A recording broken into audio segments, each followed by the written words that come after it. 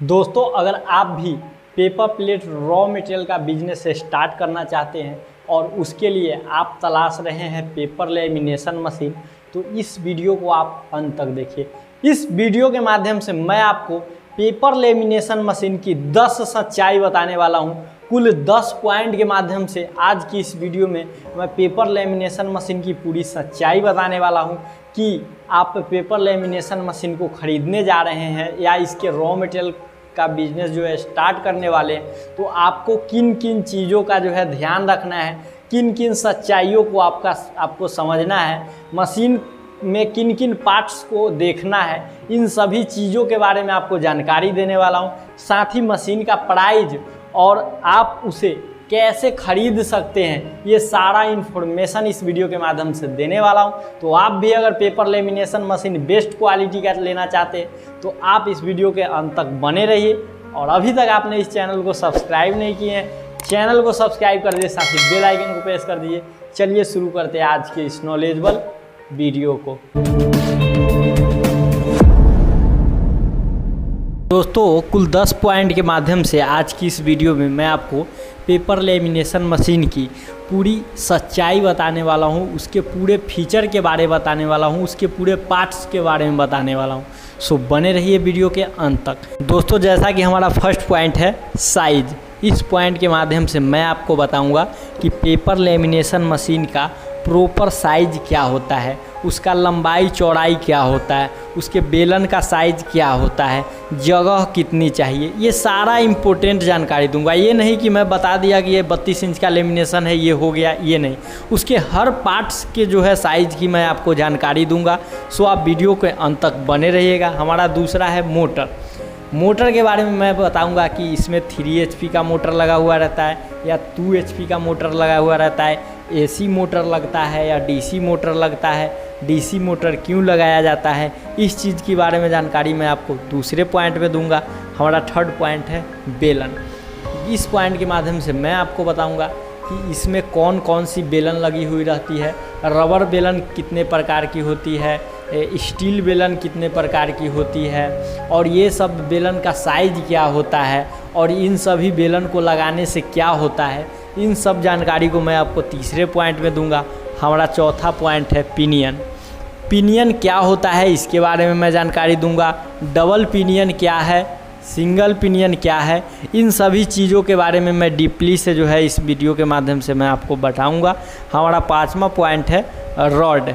देखिए, paper lamination machine में rod क्या होता है और रॉड कौन सा लेना चाहिए, चेकनट वाला लेना चाहिए या गुना कटा हुआ लेना चाहिए, उसका कितना मोटाई होना चाहिए, इन सभी चीज़ों की जानकारी मैं आपको 5वें पॉइंट में दूंगा। हमारा छठा पॉइंट है वो है बॉडी।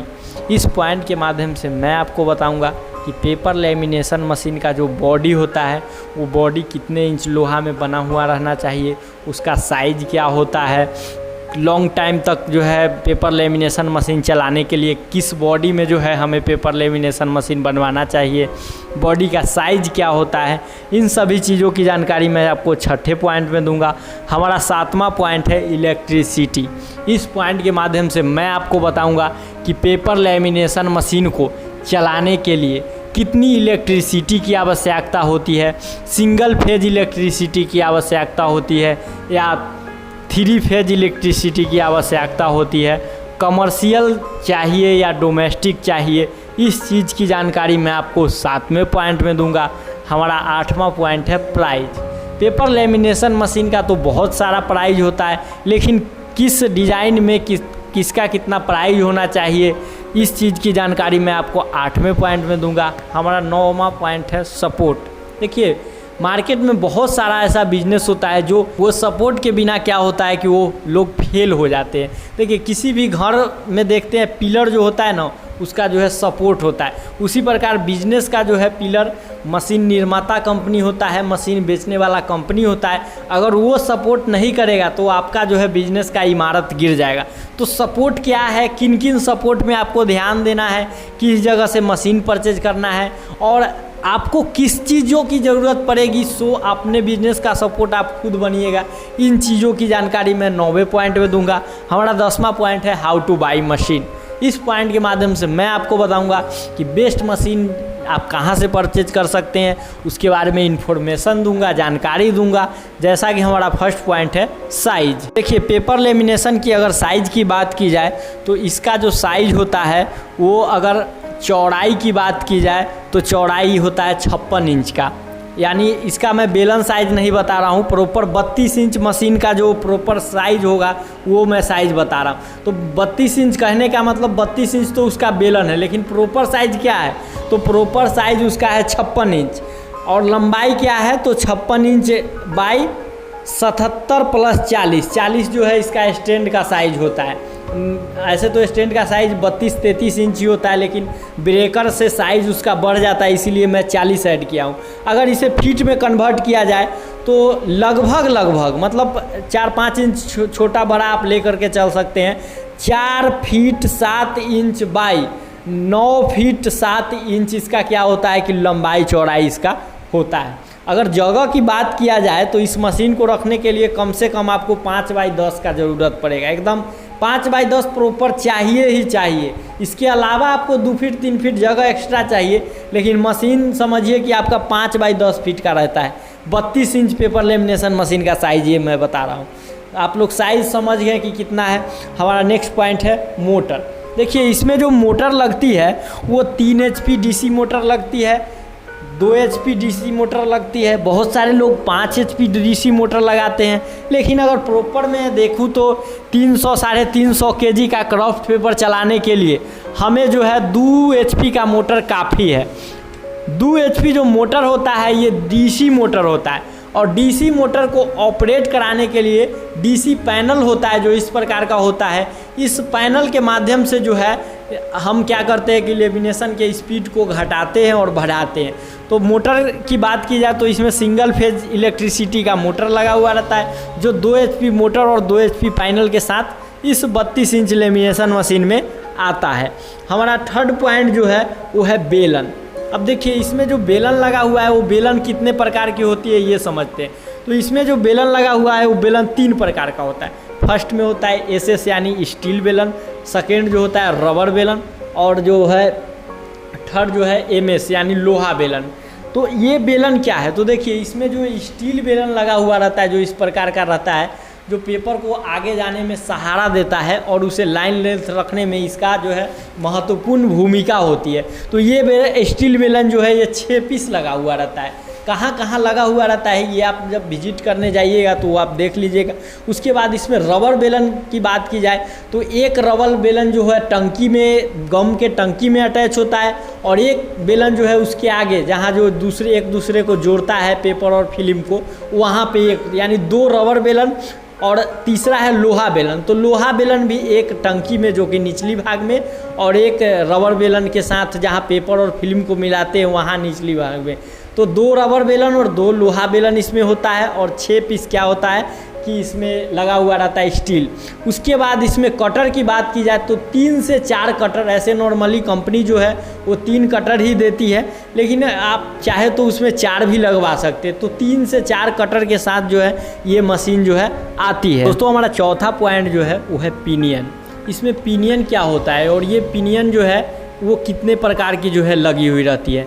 तो इसमें जो पिनियन लगी हुई रहती है वो 4 पिनियन लगती है, यानी डबल पिनियन मशीन में 4 पिनियन और सिंगल पिनियन मशीन में 2 पिनियन। ये पिनियन क्या होता है, ये पिनियन जो है वो चैन से अटैच रहता है, और ये क्या करता है पेपर को लपेटने का काम करता है। डबल पिनियन में हमें बार बार चैन उतारने का जो है झंझट नहीं रहता है।